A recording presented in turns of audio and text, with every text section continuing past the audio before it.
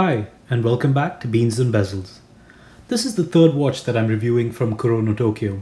Technically, the previous two watches were from their Chrono Tokyo JDM label, but they're essentially the same watches, and these two brands have merged since my first review. This is their anniversary model called the Toki, named after the bird that inspired this beautiful and unique coral pink dial. This watch was a timed release and attracted a lot of customers. These watches are still being delivered and originally had a retail price of around $1,800.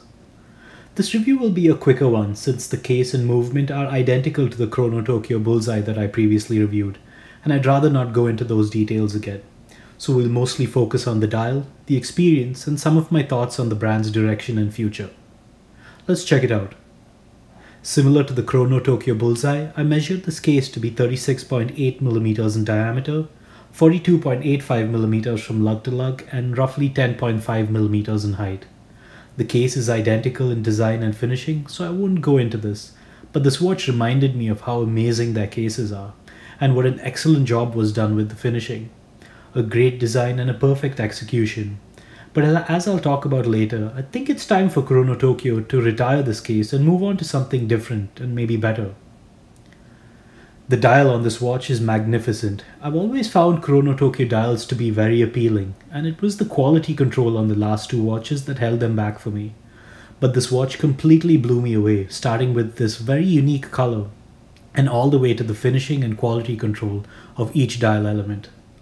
The base of the dial has a subtle sunburst texture that is only visible under direct natural light. The color of the dial is a combination of coral red and pastel pink, and the result is just stunning. You have a printed black outer minute track that has a traditional railroad style design, with block markers for each increment of 5. The printing quality is excellent and it's quite easy to read. There are beautifully polished stainless steel indices at the 4 cardinal axes, with double batons at the 12 o'clock. These indices are mirror polished and reflect light from the rest of the dial. The proportions are great and the height of these indices adds plenty of depth to the dial. The indices are visually connected to each other via 3 concentric ridges that appear to be polished. This combination of indices and concentric rings is clearly inspired by the Art Deco design philosophy that Hajime Asaoka loves to draw from. The finishing and quality control on all these elements is exquisite. The handset is beautiful in design, perfect in proportion, and pleasing to the eyes. Both the hour and minute hands are rounded, and this adds character to the watch and makes the hands look fluid under most lighting. I think the proportions are excellent, with both the minute and seconds hands reaching the outer track and the hour hand hovering over the cardinal indices. The finishing is excellent, and the quality control on this dial is light years of what I saw on the last two Chrono Tokyo watches. Overall, I'm completely sold on this color, this design, and their finishing capabilities. And with the dial this well designed and executed, I will already declare that I think this watch is worth the retail price. The movement is the same Miyota 90S5 that they've been using on all their 3-hand watches. I've talked about it in detail in my previous Chrono Tokyo review, but the gist of my thoughts are, it's perceived to be a cheap movement in an expensive watch, but they don't have any better alternatives given the fact that they want to keep this watch entirely Japanese. This watch is also primarily about design, so a great movement may not be a priority here. The aspect of the movement that bothers me most is the wobble it causes given the sleek and lightweight case. If Miyota were to make an equivalent hand-wind movement, I think that would be perfect here. On my time grapher, I observe roughly plus 9 seconds per day in the dial up position and plus 10 seconds per day in the crown up position. As you'd expect from a watch that is roughly 37mm in diameter, this watch wears well on my 6.5-inch wrist. Even on my modestly sized wrist though, this watch does feel a bit small, but like a formal and elegant dress watch. The nearly 43mm lug-to-lug width is appropriately chosen for the case, and the height is just a bit over 10mm. If you have medium or large sized wrists, be warned that this watch does wear maybe exactly how you'd expect a 37mm dress watch to wear, or arguably a little smaller given the dial design. Given my primarily casual lifestyle, I can't see myself wearing this as an everyday watch, but instead as a dress watch for formal occasions only, which is one reason why I believe Chrono Tokyo should add more diversity to their case designs if they want to grow their customer base, that is. My closing thoughts here are more broadly about the brand and less to do with this particular watch.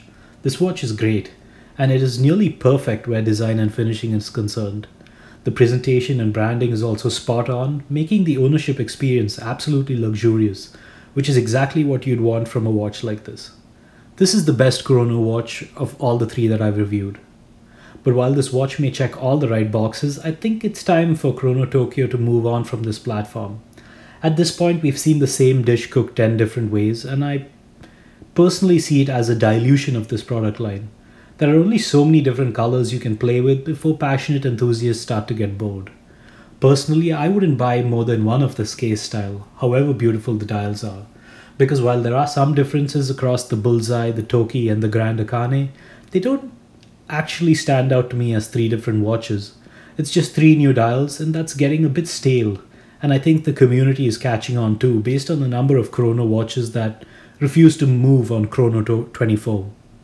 So my hope is that Chrono Tokyo preserves these beautiful watches by doing them the respect of moving on from them, and on to other case designs. 37mm is a tough size for many, so perhaps a larger case would be a welcomed addition to the family. How about exploring some more interesting complications and movements?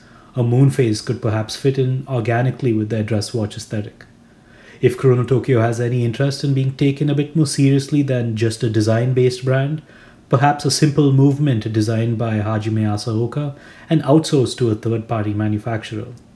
I think Chrono Tokyo have what it takes to do creative and innovative things in the space, and I just hope they use that opportunity to further evolve their catalog. As always, thanks for watching, and don't forget to read my other reviews in the link below.